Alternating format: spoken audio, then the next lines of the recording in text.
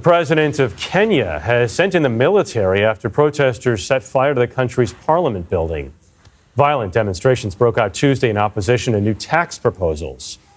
CBS News correspondent Lilia Luciano is following the latest from London. Lilia? Hey there, Jeff. Good evening. Yes, 5 people are reportedly dead and more than 24 injured in Kenya after the parliament building was breached and set on fire this morning. Protesters are rallying against the government's controversial finance bill, which introduced a new tax hike. Especially young people have been protesting. Once those protests erupted, police fired several rounds of tear gas into the crowd in an effort to disperse them. But once these and water cannons failed, they opened fire on the protesters. According to the Kenyan Medical Association, 13 people were shot with those live rounds. Dozens of members of parliament were reportedly in the building, unable to leave, and rushed into the basement to take cover. And even after the chaos had erupted, lawmakers voted in favor of the tax increases. Still, Kenyan President William Ruto has to sign the bill into law. Today, he said the parliament had been hijacked by a group of organized criminals and added that security is his utmost priority. The White House, too, urged calm and said officials in the U.S. are monitoring the situation there in Nairobi. Jeff. Lilia Luciano, thank you. I want to start out by giving our honor, glory, and praises to the Heavenly Father and His only begotten Son, Yahweh, Bahashem, Yahushai, Bahashem, Recha HaKodash. It's like it. Next up, the honors to my apostles, elders, great millstone, taught me the 100% truth for the Bible, and who rule well. Peace, love, salutations to all the brothers across the 4 corners of the earth, pushing this truth in all diligence and sincerity. Hey, look, man, it's just prophecy. Right? That's it. It's just prophecy and more of it and more to come. Right? The Lord is, doing works in the earth, man. Right? These are the signs that the Lord told us to watch out for, man. You can only get, excited. This is 2 Ezra chapter 9 and 1. It says, he answered me then and said, measure thou the time diligently in itself, right? So how you measure the time? By what? The measuring stick, the scriptures, the Bible, right? This book, you can't compare this book to another. The reason why this book is set apart from others is because of the prophecies, man. The prophecies is what makes this book alive, man. As a matter of fact, what's that? Isaiah 34:16? If not, it's escaping me. Bear with me. This is Isaiah 34:16. Seek ye out of the book of the Lord. So we got to seek out of the book of the Lord, man. This Bible, the 1611 King James Bible with the Apocrypha in it, man. Yes. Seek ye out of the book of the Lord to read, not the Egyptian book of the dead, not the Quran, right? Not no other book, man. Right, some of the other books are escaping me right now. The Book of Mormons, none of the other stuff, man. Right, Book of Egyptology, whatever. Right, it's this Bible. Of course, now we use other books, like books on like history and to link up things with the scriptures to further prove the scriptures. But the scriptures don't really even need it, man. Right, we do those things for more edification, right, and studying and to sharpen ourselves. Right, it reads on. And read, right? And not only read, right, but understand, right? There was a class in school, right, high school. It was called the textbook was called Reading Comprehension, right? So because you can read this book, but do you understand it? Is the Lord dealing with you enough to give you this wisdom, knowledge, and understanding for you to break down these scriptures and understand them and know what's really going on? It reads on. No one of these shall fail. None shall want her mate. And no one of these will fail. We're talking about the prophecies, man. Again, this is what separates the Holy Bible from any other book, right?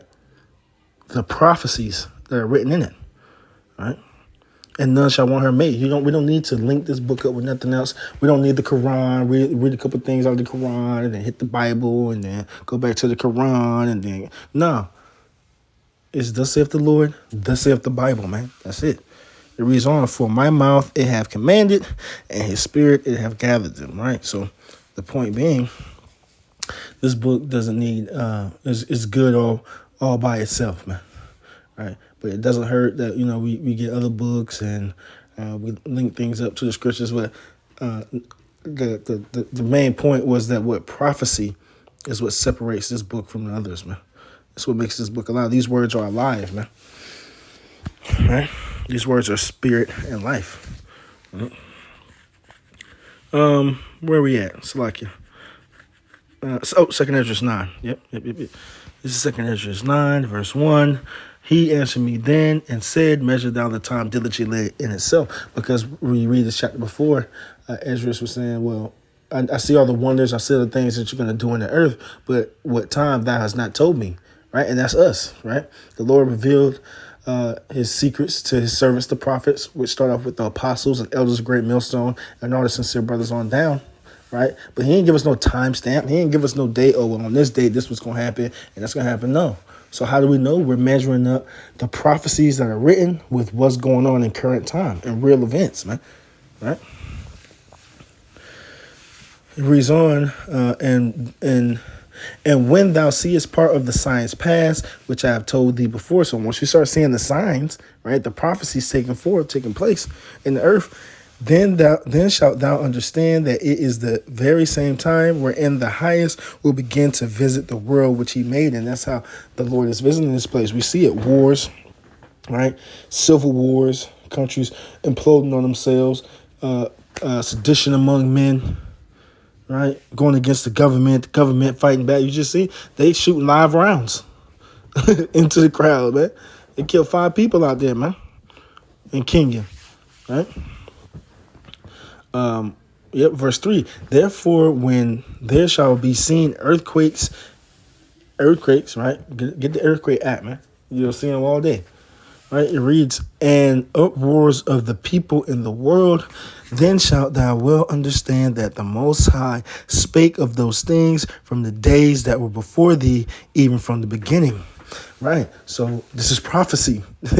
This is prophecy. And these things are popping off, and you see the uproars of the people in various parts of the world, man. What we just read in Kenya, right? You got them in Bangladesh. You got them in Argentina, right? You got the Sudan. There's a civil war going on in Sudan right now. We got Haiti, right? We're not too far removed when nurses and women with good paying jobs in Venezuela had to resort to prostitution. You know what I'm saying? So all these things are the prophecies of the scriptures, are things that's going to be happening in the earth, man. Right? And this is just something. This is what happens when the wicked bear rule. Let's go to that. Right, and it's always these protests. It's like it. Yep, Proverbs 29:2. When the righteous are in authority, the people rejoice. But when the wicked bear rule, the people mourn. So even when in the kingdom, right, when the Lord returns and he ushers in this everlasting kingdom, right, for Israel, right, in righteousness, yeah, we're going to be on top. Yeah, we're going to be the true chosen people. Yeah, we're going to be put right back in our rightful place as the true chosen people of the Lord, on top, never going off, perfect, immortal bodies, right? Everything's going to be for us and about us, right? But what? Even after the heathens served their hardcore slavery, we're going to delegate to them the lands that we want to give them. And then, but what? They're going to rejoice.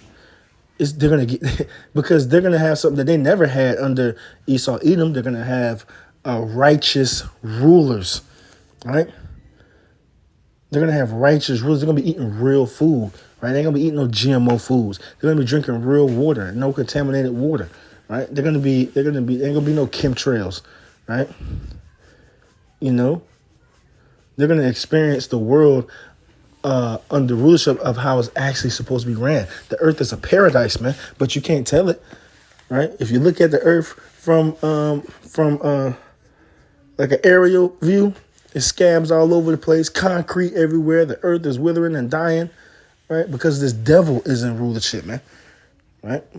And that's why the people are mourning. right? Now we're talking about Kenya, but what this devil's reach, this devil's wickedness, his vibration has been pushed throughout the four corners of the earth. All of these nations have drunken after the wine of Babylon the Great, right? Of Esau, Edom, so-called white man, the wicked, right? Let me see. Righteous. Oop, that's not nice. Sorry, slacking. Decree. Oh, that's not a spell righteous. Slacking. Righteous.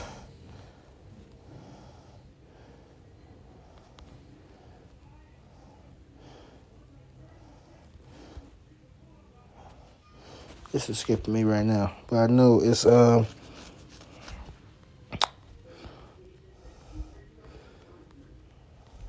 it's not Micah. It's escaping me right now. Oh, it's Isaiah 10:1. I cannot spell unrighteous to save my life.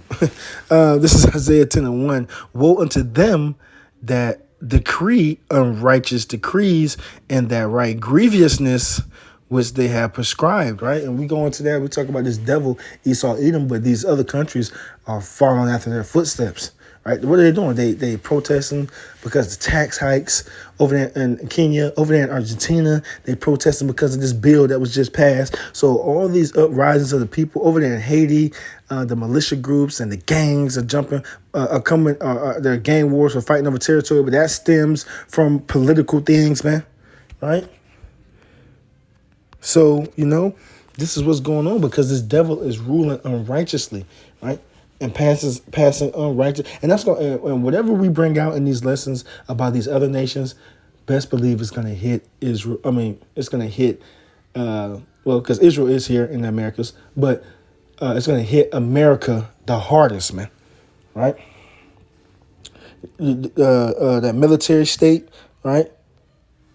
This devil's gonna come down with having great wrath, just like we just watched that video about Kenya. They shooting in the crowd. What man? That's gonna be nothing compared to what's gonna happen here in America, right? So watch the movie Bushwick, right? You know what I'm saying? This is 2nd Ezra 15. I'm trying to read through this, because this is the point. Woe to the world and them that dwell therein, right? Death and destruction. That's what woe means. For the sword and their destruction draweth nigh. The sword, symbolic for destruction, war, right? And one people shall stand up and fight against another, and swords in their hands, right? So it's going to be the modern day sword or the blickies, the guns, right? And that's what there's going to be all lawlessness and chaos in the streets, man, which is already happening in various parts of the world, as we just seen, man, right? Verse 16, anything that anybody can get to get their upper hand on the next person, that's what they're going to do, man. And you can read this from verse 14 all the way down to verse 19. Read this in the Good News translation, too. I seen Yashawan, but he did a lesson reading this in the Good News translation, and it's, it's great. For there shall be sedition among men, and invading one another. They shall not regard their kings nor princes, and the course of their actions shall stand in their power. So this sedition, uprising against authority, uprising against the government and things like that, that's what's going on, right? They don't like a bill that's been passed. They're going out to the streets. They're protesting because what the wicked is bearing rule here. The wicked has been given into the hands, the world has been given into the hands of the wicked. And that wicked vibration has been passed down through these other nations. These other nations have drunken that wine, the philosophies and ways of Esau, Edom, so-called white man. And people are fed up, man. They mourn because of it, right? And they're coming up against the authority of their nations and where they're at, right? Protesting in the streets, right? Getting shot, dying about it. But sooner or later, not even sooner or later, they're doing it. They're storming the Capitol buildings in Sri Lanka. They was breaking into the government people's houses and things, stuff like that, flipping over their cars, right? So, they're already doing it, right? And they're not going to give a damn about their mayors, presidents, or what may have you. They're going to do what they got to do, man. It reads on, a man shall desire to go into a city and shall not be able. That martial law, right? Or the gang violence, the gang wars. Look at in Haiti, people couldn't go to the next city. People couldn't leave. And if their jobs was across town, they couldn't get there because what? You run a risk of going through all hell and utter chaos in the streets. Just what? Just to get to work? Nah, man. Right? So and that's what's going to happen here in America. They're going to shut this place down. You're going to have security clearance to pass through checkpoints if you make it to the checkpoint, right? Verse 18, for because of their pride, the city shall be troubled and the houses shall be destroyed and men shall be afraid. So because of their pride, right, especially here in America, man, this is the most prideful place on the face of the earth, man. The scriptures say in 2 Corinthians 8:50, right? For their pride, great miseries shall come upon them in the world in the latter days, roughly paraphrasing, man. Right? Pride month, right? Last week we was downtown. Pride parade, pride festival, right? Okay, we're going to see, man. Right? The Lord is going to cause the arrogancy to cease, man. All that pride and boastfulness and your wickedness and your iniquities against the Heavenly Father. The scriptures say that what? All these things are coming because what? Wickedness has exceedingly polluted the whole earth, man. Right? And the Lord is not going to suffer them to continue. And that's right here. But and I will not hold my tongue, verse 8, and I will not hold my tongue no more as touching the wickedness which they profanely commit, neither will I suffer them in those things in which they wickedly exercise themselves. Behold, the innocent and righteous blood crieth unto me, and the souls of the just complain continually. And the point being, the Lord is not going to allow this wickedness to continue in the earth no longer. He's not going to hold his tongue no more. And when the Lord speaks, things happen, man. Prophecy, right? Things start to happen in the earth, man. I want to get down here because I don't want to. I ain't gonna be on this too long, right? And there's gonna be all lawlessness, chaos in the street, right? Because they're proud, houses are gonna be destroyed, and men are gonna be afraid, man. So if the men are gonna be afraid, how much more for these silly ass women, for these independent single ladies, man? Right? Verse 19: a man shall have no pity upon his neighbor, but shall destroy their houses, right? With the sword. And spoil their goods because of the lack of bread and for great tribulation. Right? But there's camps out here telling you there ain't gonna be no tribulation. It's camps out here telling you that we just gonna hold hands and skip and frolic into the kingdom of heaven. Right? The scriptures say through much tribulation shall we enter to the kingdom of the Most High, man. Right? Lord, when we be a part of that number of the elect, we're gonna make it through this fire. We're gonna come out as gold is tried in the furnace, man. We're going to come out, all this impurity is going to be burnt off of us and made perfect in the eyes of the Lord, man. Lord willing, we are part of that number, but what? Even the elect is going to go through these times as well, man. Right? But what? While all this lawlessness and hell and chaos is breaking off in the earth, man, you know, we just got to hold fast to what we got, and the Lord is going to show his power. The Lord is going to show who he's dealing with in that time, man. So what? We're not afraid because we got the answers. The Lord is preparing us now to go through these times, man. Taking heed to the warning now is going to set you up to make it through these times to come, man. But what the point is, you know what I mean? Prophecy is ringing. These things are happening in the earth, right? It's going to come to an America near you sooner than later, man, right? So with that, I'm going to close out, giving peace and love to the elect. Shalom.